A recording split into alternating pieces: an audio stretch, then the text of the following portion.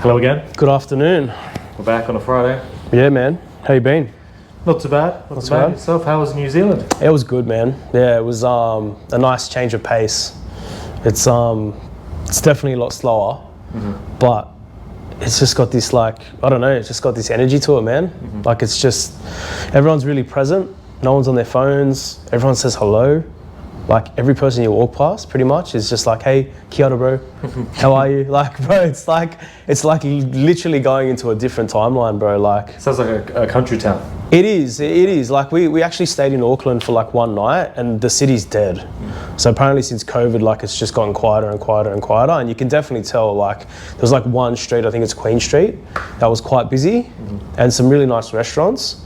But we were only there one night. We went to the Warriors game. That was good. That was packed. But other than that, man, like it's really quiet in the city. But it's the coastal towns, like we went to North Shore, and it's just beautiful, man. Think it's like Terrigal, pretty much. Okay. Yeah, I've heard it's good. It's really nice. So good food. Petrol's crazy, bro. Like you think it's expensive here. It's like $3.20. $3.20. NZ, obviously. Yeah, which is like 10%, I think the currency is. Yeah, I think it's like $2.90, maybe $3-ish. But yeah, bro, for like 18 litres of petrol, it's like $60. So yeah, not too far to drive, but it's expensive. Well, welcome back. Thanks, man. Welcome back. You've obviously seen the dramas that are happening in the Bahamas. Yeah, pretty crazy. Yeah. Well, Arbo last night backflipped. Yeah. I saw that when I got back. Backflipped hard. Like I think, you got a lot of pressure from the small businesses, from the entrepreneurs. Yeah. All that. And now at the moment as it stands, the cap is now 10 million revenue. Yeah. And you still get the 50% discount and the way it is now, actually. Yeah. So if you're making, it was 2 million originally. 2 million. So now he's capped it at 10 million. So if you're making 10 million or more, you pay the 50% capital gains. So if you're 10 mil or more, you fall under the new rules that they're proposing. Yeah. But if you're under, you go the rules. You still get the discount. Yeah. So that's not too bad. I mean, that's a good change. Look, that's what it is as it stands. But it's not cement, is it? No, it's not concrete. So I've been telling heaps of my clients as well who have been calling, nothing's done yet. See, this is the thing. Like, fuck, he's such a liar. Did you see Pauline? She's done a good job with the ads. Hey, man, fire the liar. I was like, when I saw him do the ad for $27, I saw it in the morning. Donate $27 to beat Pauline. That's what he did, and then she flipped it. She's like, fire the liar, give me $29, and then it just what? Yeah, I didn't see any of this. Yeah, so that campaign was an actual reaction to the campaign that he did, because he was asking for donations and was telling people to donate $27 to him. For what? Just to help beat Pauline. Are you serious? Yeah. He's asking for donations to beat Pauline. Exactly. And then Pauline fucking hell turned around, and you gotta admit, what is going on? Like, it just rolls off the tongue. And that's what they need to do, right? And now, I think I saw it last night, they're up to like 4.5 mil. That is insane. So people are donating money to get, but so where does the donation go? Like, well, it's going to go to the One Nation Party, and then, for example, for like promotions and all that. Well, she did the ad at the Origin. That cost $200K as an example. They did the fire the like. Yeah, I didn't see that. What was the ad like? It's just it just has like snippets of him saying all of these things that he said he wasn't going to do. And then he did it. And then he did it. And he did it. Fuck, you know what? That's pretty good. So she's got. It's easy. Look, I just hope she doesn't go too fast too soon. Well, I've seen some things since I got back, and she's been pretty extreme with a lot of things. Like, she's come out and said some pretty far right stuff. Look, I think a few things also got put out of context as well. Yeah. But I think what she's doing is Victoria having a state election. Yeah. New South Wales has a state election next year in March. I think it is. So she wants to build on the momentum and win Victoria, win New South Wales, and the year after is then federal. So I think that's what her plan is. So she's trying to get all, the grassroots type of stuff, and then eventually go to federal politics, because it's still 2 years away. Yeah, it's a while. But she's leading by like a fair bit now. Preferred PM? Really? Yeah. Well, it did say that would happen. Yeah. Yeah. Well, I think people just have had enough. You know, it's like, you know, you're lying. What's the trust thing? It's a trust thing. Yeah, It's a trust it's thing. one thing to just be shit at your job, but it's another to be a liar Yeah. and show no integrity. And Aussies love integrity. 100%. They love people that actually Authentic. do what they say they're going to do. And as soon as that comes undone, then I think no matter what Pauline says on the other side, she's got a leg to stand on because he's lied. Well, I think people are now also not caring whether it's Liberal or Labor. They're just trying to go to the alternative. Exactly. And that's why Pauline's smashing it. And Liberal? Yeah, Engels, he's- no ads? He's nowhere. No ads. He's got to get on Facebook or something, bro. He's still very stale. He's got to like, boost a post or something, you know? Go to this hunt. Let me know. I'll Maybe do use social some media. AI or something. But like, you know, to me it also sounds like a tactic as well. Yeah. You know, in terms of like, they're probably not wanting to use all their ammo now. Yeah. But he's got to get out there. Like, no one knows him. Yeah, the last thing I heard was that what's his name, Abbott was coming in. Well, he's going to be the president, the Liberal Party president, so hopefully he brings a bit of pull. And what that just means is they've already got a model that worked for so many years, and they're just sort of going back to it. That's all it is. It's not very exciting. Exactly. Not very exciting, especially the younger voters as well. Yeah. You know, Abbott, you know, you and I know him, but the generation underneath us, under 30, don't know him. You know? So it's like, yeah, he's going to have some pull, but how much? Yeah, guess we'll find out. Yeah, it's funny that he's gone back on the capital gains thing so quickly. Well, it's only for the business stuff, so the property thing That's right. The property investments and all that stayed the same, stay the same for now. and then also the trusts, 30% trusts. They tinkered a bit as well, but yeah, I think there's going to be more for that at the end of the year, because that doesn't go into effect until the 1st of July 28. What happens if, like, let's say, these laws come into place next year, and then Pauline comes into power? Like, what do you reckon she does with all this budget stuff? Do you reckon she keeps it? Well, so the next election that happens, this is going to be Labor's test, right? Whether people agree with it or not. And if they don't agree with it, he's going to be out. She will then have the opportunity to then come in and change the laws. But with all politicians, They don't generally change things, do they? not straight away. No. You know, it's And they like- focus on the other stuff that she's promoting right now.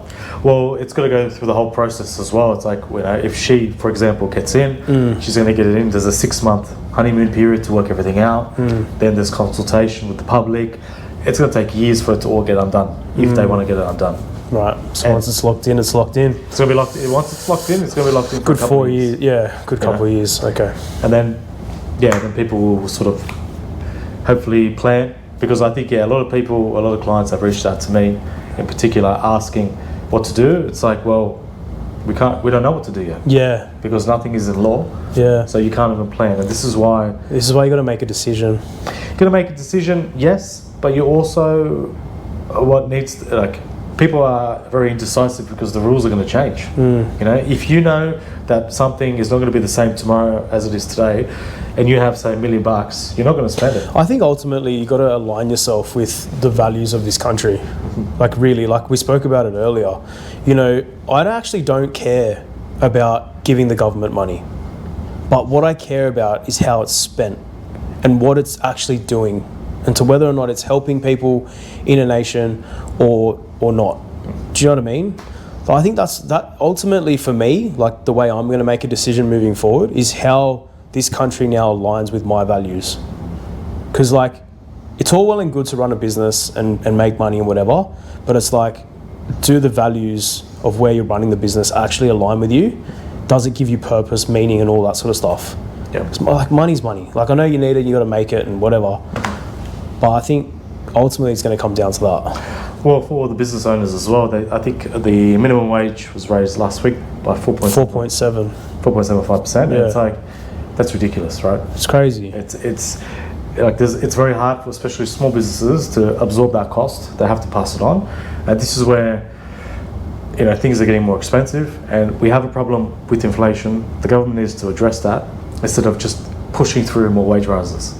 Yeah. You know, because that's what's happening. I read a really interesting thing. It was a cafe owner who made like those carousel reels or whatever, the posts, and she spoke about like how just that 4.75% increase in wages literally decreased her revenue or her profit by 50% For sure. over the space of 12 months.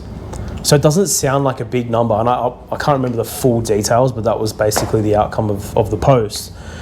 But like, it sounds like a small percentage, but when it accumulates over time, it's massive. It's ridiculous, right? Yeah, It's ridiculous. and with everything else that's coming into play, like, you just think to yourself, like, how am I able to provide opportunity? Because that's ultimately one of the best things about running a business, is providing opportunities for people. Yeah. You know, and you can't do it when you're not making enough money. And then, usually the pressure goes back onto the business owner. That's right. And then it goes back to the customer. Then it goes, so usually the business owners have to work more for free. Yeah. Or their rate actually drops. Yeah. It's cheaper Yeah. on a per hour basis. But then it's like when it gets to the customers are going to think twice. Well, all of a sudden my coffee is not $6.50, it's $7.50. $7.50. Am I even going to buy coffee? There might be a place down the road that actually has the freedom to work a bit more and charges that $6.90 or whatever it is. Yeah. Then they go there. Or you just go buy a coffee machine and make it at home. Yeah. And I think that's what's happening. Yeah. It's a tough position for business owners, but I guess you just got to make a decision and roll with it. Yeah, 100%. And like I heard on the radio as well, electricity prices have jumped as well. I heard on 2GB, they're saying that the supply. So what they've done, the power company is very smart, because you've got your cents per hour, kilowatt per hour rate, and that's the hour. That's the cost for the electricity per hour, right? Essentially. But then you've got a supply user charge, which just means there's like cables and wires that go to your property just to rent that line, right? Usually it's like 80 cents a day. Now it's jumped to like $1.72 a day. So the kilowatt hour rate has jumped up, but not as much, but they're hiding it in the supply charge. So that's what they're saying, which I haven't seen my electricity bill yet, but if that's happening, which is probably most likely what it is, then electricity should be jumping up for everybody. Yeah. Just another cost. Just another cost. Yeah. Another tax, right? Essentially. It's basically another tax, isn't it? Anyway, but outside of Australian borders, Yes. let's look at the global scale. And apparently we are on the verge of peace again. Well, first we've got to talk about our mate, Elon. Oh, yeah. Trillionaire. Oh, yeah. Trillionaire. Oh, yeah, the IPO, SpaceX. The IPO. Damn. And people also, I've seen a lot on Twitter as well, like people getting confused with, like, people saying he has $1.5 trillion in cash. Of course he doesn't. No. That's the value of his company. Yeah, that's right. That's the If value. he sold everything. If you sold everything, right? But even the IPO they got raised, they only did 5% of the float of the company. Yeah. Whereas apparently it's a completely overvalued company for their sure. revenue. Yeah. Because they're pulling in like 40-something billion. No, I think it was, Or was it less? I thought it was 2 billion. 2 billion, yeah. 2 billion. But it's 2 trillion now. 2 trillion. Almost. Is that right? That it's been worth, or whatever it is, total. Look, market valuations depend on a lot of things. Yeah. And he's obviously, and the way the market is pricing that stock is, of course, he's very smart. He's got a lot of tech. His companies include XAI, which is Grok. What else? Tesla. What's the Starlink? So he's got all of that, right? Yeah. But you got to think it a bit bigger. He's in with the US government. And not just the US Trump's always going to visit him. Yeah. But it's not just the US government, it's It's global other governments, yeah. in the world. So he is basically, he has a customer that's got the biggest check, or customers that have the biggest checkbooks. Yeah. So I think that's what the potential value is. It's not that, they made 2 billion in revenue or 20 billion, whatever it is, and it's worth 2 trillion. It's more so, if he needs to do anything, he will just go knock on the door and he'll get it. Yeah, he can get it. Yeah. Well, they had I saw that they opened up at like $130 a share, jumped up to like 165 pretty quickly. 210. Then 210, Yeah. but then dropped 20% today. Yep. Yeah. So now it's people profit taking, because you got to think, even if you bought in at 160, it went up to 200, you've made 20%. Well, some people got in at open, like back before it was on the exchange. Yeah. Some people put 50 grand in. Yeah. Back in 2006 or whatever Yeah, it they've was. been laughing. They made billions. Yeah. Good money. Apparently the janitors are laughing. Yeah, well, look, that's one of the good things that he does, right? Yeah, well, he gives the money out. American companies do this in general. Yeah. It doesn't matter if it's your Google, your Facebooks, or whatever. They always put stock options in a pay packet, and you effectively become a stockholder of that company. As if you wouldn't, eh? Well, I'm sure there's a lot of companies where people have become stockholders and have flopped. They flopped. Yeah. But yeah, they're saying that the janitors, the cleaners, the cooks, everybody, millionaires. You know, Not a bad place to clean a bathroom. too late now. Oh man, but but on the other side of it, I was talking about everything with the US and Iran. Peace deal. Apparently, there's a peace deal coming tomorrow. Peace in the Middle East. I think it's the 39th, 40th time that we've come to peace. He's a showman, eh, Trump? Man, he knows how to pump the markets. He does. He's loud. He shouts. His timing is impeccable. It's all planned. Like that deal came out on his 80th birthday. The 250th. The 250th anniversary. celebration. Yeah. And on top of that, it was the UFC event as well. Yeah. And this is like typical American. Breads and circuses. It was like when the national anthem was going on, the planes went through. Yeah. Like perfection, right? Yeah. Like to plan something like that, you got to be on point. Yeah. You know, but he did do it. He did work. Then he went to France, I think it was, the next day. Yep. For the G7, and then signed the deal for Iran. Yeah, he signed it. Iran hasn't signed it. Well, I saw a video of the other side signing it and then showing it on TV because it had Donald's signature and then he signed it on the other side. So, but it looks like there's a lot of holes in it because I heard this morning that Lebanon got attacked again. Yeah. And they're in breach of the deal. Lebanon's been attacked and then Lebanon's attacked Israel. Netanyahu's come out and said that he's not happy with the deal and he's basically just throwing shade at Trump and Vance. Vance has also gone like, don't threaten us, we're your closest ally and strongest. So like there's a lot going on. Russia and Ukraine is just absolutely lighting up. Well, did you see the picture of I think the Russian oil refinery got blown up? It was like just a crazy plume of smoke. Yeah, their main cities are getting hit with drones. And like all of this stuff is happening in the background. No one's talking about it. It's Dude, my social media is literally just the World Cup. And I mentioned this like in the last couple of podcasts before the World Cup started. It's the perfect time for all this stuff just to escalate because no one's watching it. Yeah. And we're seeing people just out on the piss having a great time, cheering on their teams, which is great, don't get me wrong. The timing of it, the extension of the World Cup as well, the first time it's ever been played for 104 games.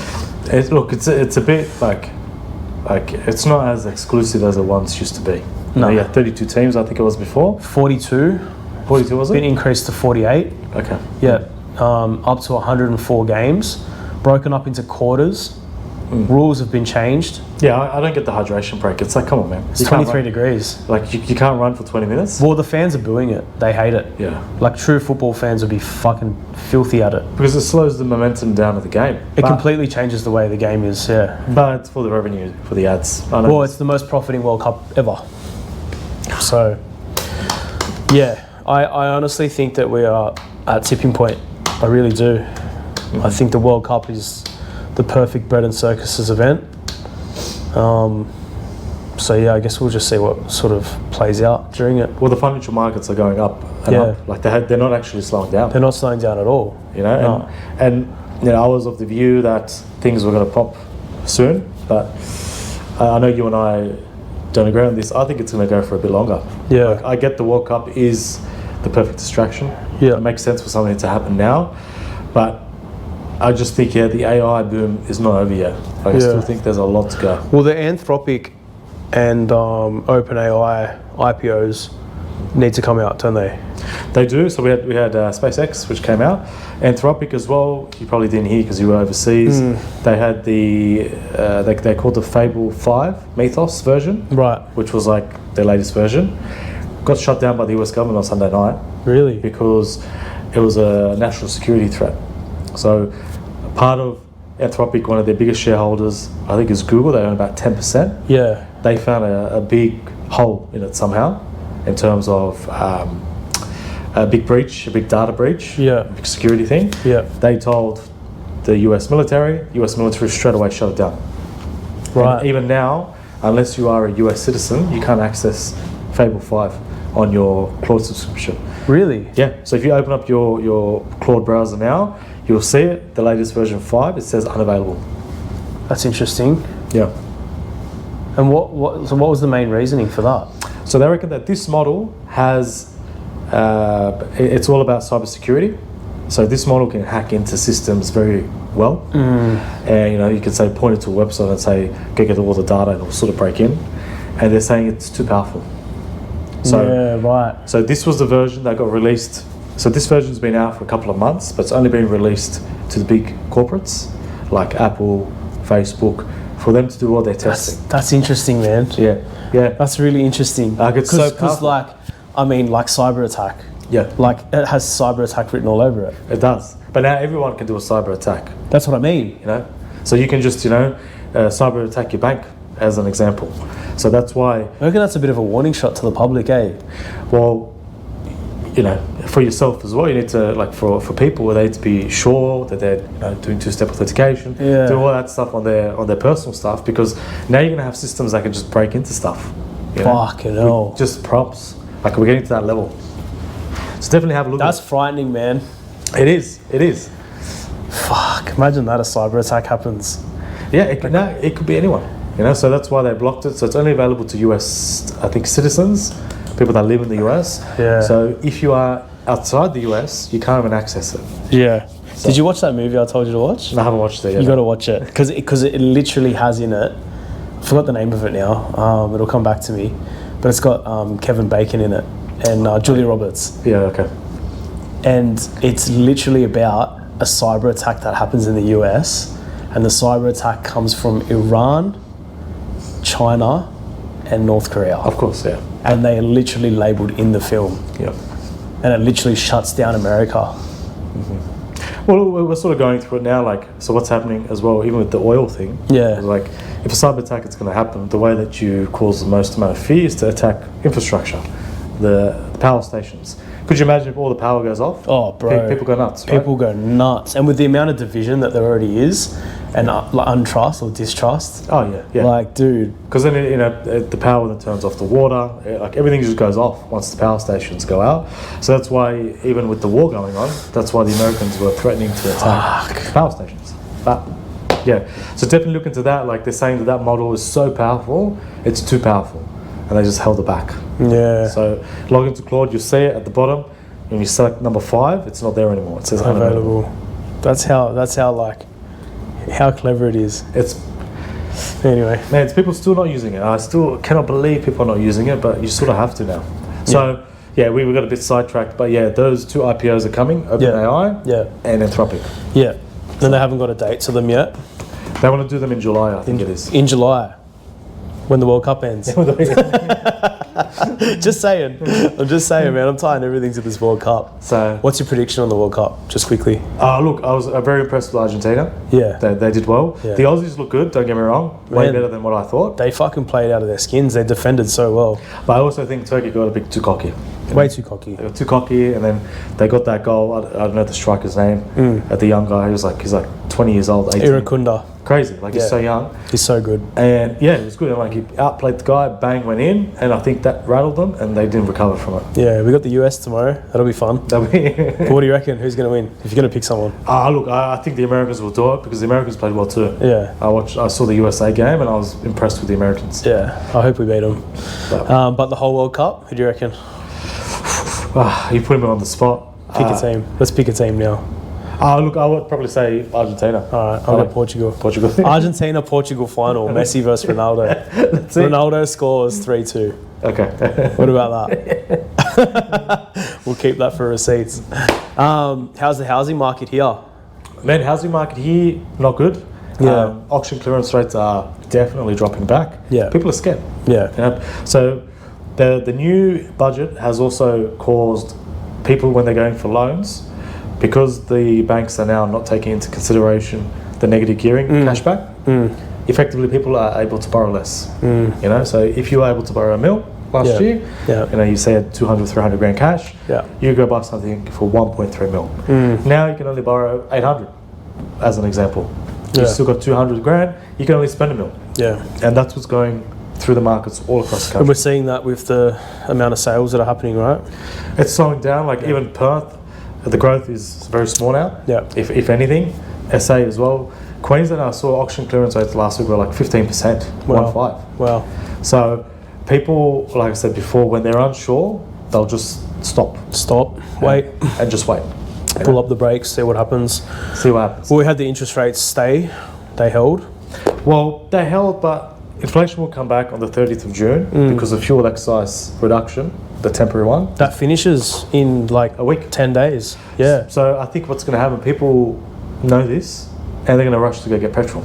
Yeah. But the government is saying they have enough fuel there, back up stock, don't panic. Yeah, well, it's interesting because like the Strait is apparently opening. Fuel excise is finishing. Opening apparently this morning. We could either see petrol prices go nice and low, or just skyrocket through the roof. I think temporarily they go up. Yeah. Just because we have the midterms in the US in November. Yeah. And Trump is not going to go to the midterms elections with petrol or gasoline over there, gas, at such a high price. He's going to ram it to the ground. He will release the strategic oil reserves in the US, whatever he needs to do to get fuel to $2 a gallon. Yeah. That's what he'll do. Well, it's dropped now. I think it's down to $4 off the back of the oil prices dropping down. But we also had the new Fed chair, Walsh. Yes. Who held interest rate. Did he increase? He held. He held, but his sentiment was around increasing. Yes. Which is a big change. Exactly. Because they were talking about cutting. Correct. Cutting rates. Yeah. And that's why you saw the impact on the Aussie dollar. Yeah. Aussie dollar is starting to go down again. And the yen. Yep. So the BOJ increased their rates to 1%. Yep. First time in like 30 years. In a long time. Yeah. So now the yen's weakening, the US dollar's strengthening. Yep. And we'll start to see that yen carry trade unwind. Exactly, because oil is priced in US dollars, so it's getting more expensive. XRP, baby. You've been quiet, XRP, at the moment. I have. Not much is going on. It's been very... I really did think that we'd see a big price appreciation in May around the Clarity Act, but it's gone a bit quiet, which is kind of exciting because no one's really talking about it. It's kind of hidden on the algorithms. Has it dropped? Is it the same price? It's hanging around $1.60, $1.80. Okay. It had a nice little jump 2 days ago around the interest rates being spoken about and the war potentially, peace. But yeah, it's down over 12 months. It's down a good fucking 50% odd. Oh wow, I didn't. So it's down to so it'll be like $1 US. It's $1.60 US. $1.60 US. Yeah. Yeah, it's $1.60 US. Okay. So it's largely down, but this is like XRP's typical play. It goes into these sort of patterns, and then it has a massive breakout. Well, Bitcoin got absolutely smashed. I saw it go to like 59. Yeah. I think it was 59, maybe 55 last week. Yeah. So I think it's hitting that trend line where it could see a massive loss, go down. I just saw a thing as I got here. Tate lost a lot of money in Bitcoin. Yes, I saw those posts too. He's been having a big mouth and he's been doing trades, and I think people are tracking it. Yeah. He's been losing money. He's been losing big money. Which is interesting because he said that Bitcoin would go to zero. Look, I still think Bitcoin's got a long way down to go before it goes up. Yeah. And I've said this before, I think it's going to go back down to like 10,000 US. Yeah. 5,000 US. Yeah. When there's a GFC, liquidity dries up. At the moment, everyone's happy because there's cash sloshing around. You can see it already here in the housing market. All of a sudden, our cash is starting to slow. What happens? Prices are pulling back. Everyone's slowing down. And that's the same thing I think that will happen with Bitcoin. Yeah. But on a global scale. Could be true. But no, I'm still really optimistic about XRP.